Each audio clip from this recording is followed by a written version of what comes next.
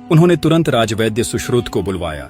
वैद्य ने नाड़ी टटोली, परंतु शोक भरी दृष्टि से राजा की ओर देखकर बोला, महाराज, रानी मैनावती अब इस संसार में नहीं रही।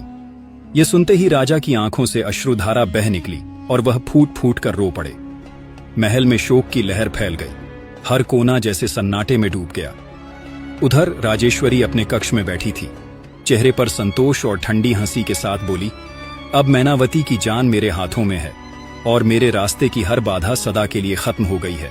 थोड़ी देर बाद वजीर विश्रुत भारी मन से राजा वीर प्रताप के पास आया और बोला, महाराज, रानी मैनावती के अंतिम संस्कार का समय हो गया है। उनके शरीर को अग्नि संस्कार हेतु ले जाना होगा।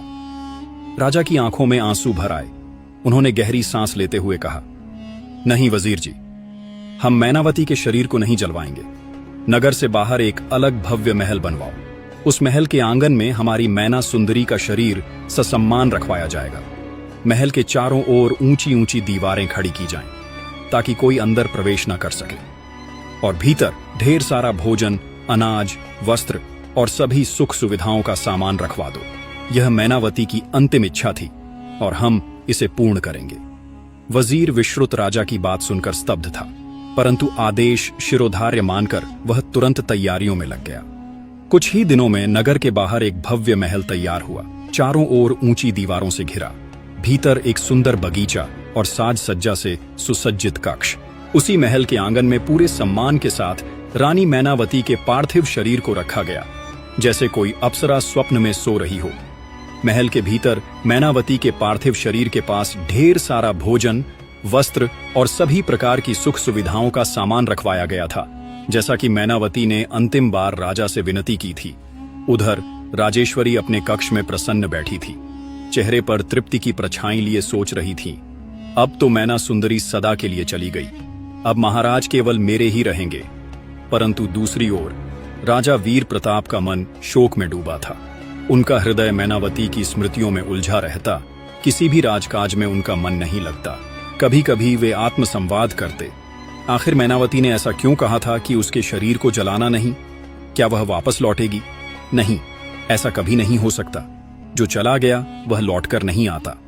और फिर भी उनके कदम अपने आप मैनावती के महल की ओर मुड़ जाते। एक दिन जब राजा उसी पीड़ा में डूबे महल के चक्कर लगा रहे थे, तभी उनके कानों में एक करुण और कोमल सी आवाज पड़ी, एक बच्चे की रोने की आवाज। बच्चे की रोने की आवाज सुनकर राजा वीर प्रताप चौंक गए। मन में सवाल उठा, इस सुनसान महल में बच्चा कैसे हो सकता है? आखिर भीतर गया ही कौन? वह तुरंत महल के अंदर दाखिल हुए और जैसे ही उन्होंने आंगन पार किया, उनकी दृष्टि मैनावती के पार्थिव शरीर की ओर गई और उसके ठीक बगल में एक नन्हा राजकुमार बैठा रो रहा था। राजा अवाक रह गए। उन्होंने बिना देर किए राजकुमार को गोद में उठा लिया और आश्चर्य, राजकुमार तुरंत चुप हो गया, मानो वह अपने पिता की गोद में आ गया हो। राजा उसे लेकर कुछ देर तक खेलते रहे, परंतु मन में बार बार यही सवाल उमड़ता रहा, यह राजकुमार है कौन और यहां आया कैसे?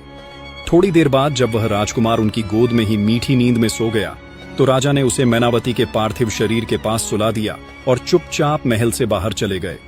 अगले दिन उनका मन फिर बेचैन हो उठा।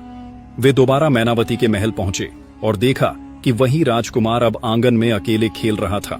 राजा ने फिर उसे गोद में उठाया, दुलार किया और जब वह फिर से सो गया तो पहले की तरह उसे मैनावती के शरीर के पास सुलाकर वापस लौट आए।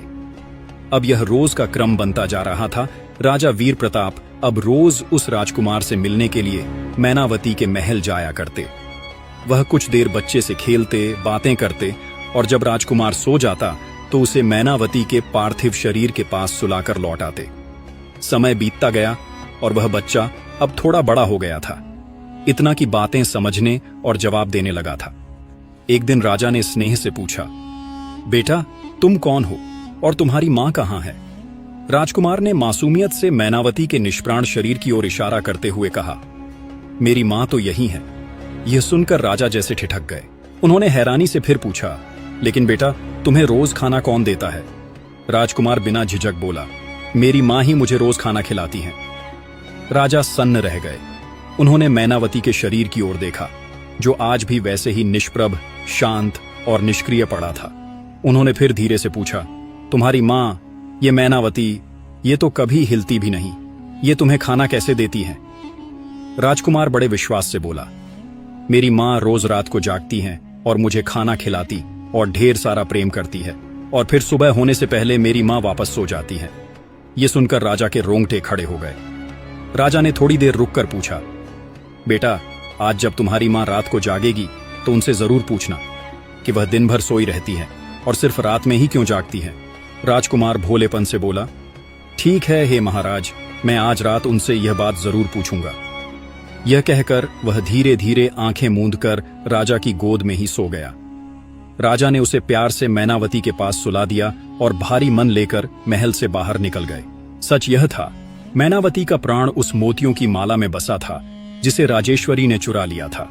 वह दिन में वह माला अपने गले में पहने रहती थी, जिससे मैनावती का शरीर निष्प्राण हो जाता, लेकिन रात को सोने से पहले राजेश्वरी उसे उतार कर रख देती और उसी क्षण मैनावती के शरीर में फिर से प्राण लौट आते।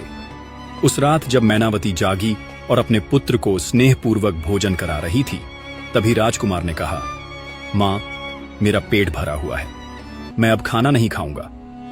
मैनावती ने स्नेह से पूछा, बेटा, आजकल तुम ढंग से क्यों नहीं खा रहे हो?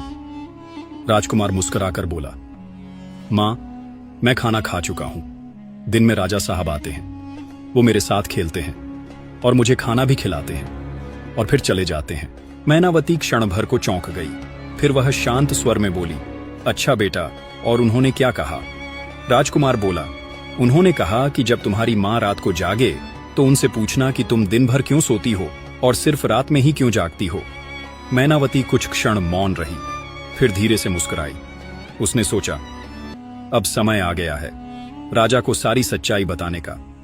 उस रात जब मैनावती अपने बेटे को सुला रही थी, उसने धीरे से कहा, सुनो बेटा, कल जब राजा साहब आए तो उनसे एक बात जरूर कहना कि बड़ी रानी के गले में जो चमकदार मोतियों की माला है, उसी में मेरी प्राण बसी हुई है। दिन भर जब वह रानी उस माला को पहने रहती है, तब मैं निस्पंद पड़ी रहती हूँ, और जैसे ही वह रात में उसे उतारती हैं, मेरे शरीर में फिर से प्राण आ जाता है। राजकुमार सब कुछ ध्यान से सुनता रहा। अगले दिन रोज